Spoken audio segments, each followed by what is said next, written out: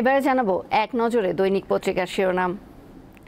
আমার হাতে শুরুতেই আছে দৈনিক প্রথম আলো। তাদের প্রধান শিরোনামে আছে বিদেশি ঋণ শোধ $300 কোটি ছাড়ালো।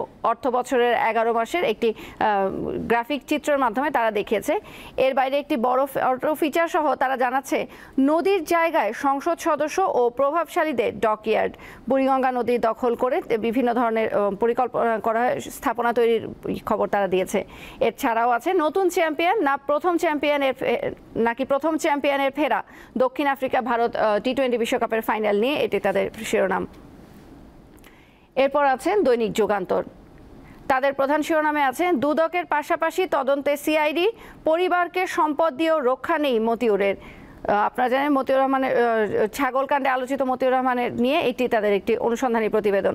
এর বাইরে আছে মিত্রদের সঙ্গে বসবে বিএনপি, আন্দোলন ইস্যুতে মতৈক্য হয়নি।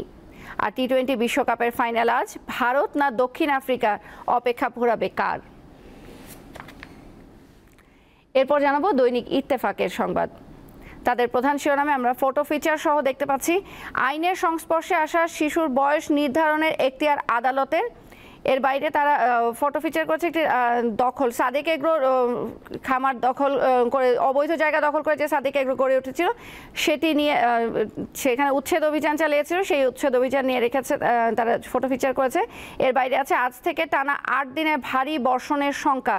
আর মার্কিন নির্বাচন নিয়ে তাদের একটি প্রতিবেদন আছে। পররাষ্ট্রনীতি অভিবাসন সহ বিভিন্ন ইস্যুতে একে অপরকে দোষারোপ। প্রথম বিতর্কে বাইডেন ও ট্রাম্প।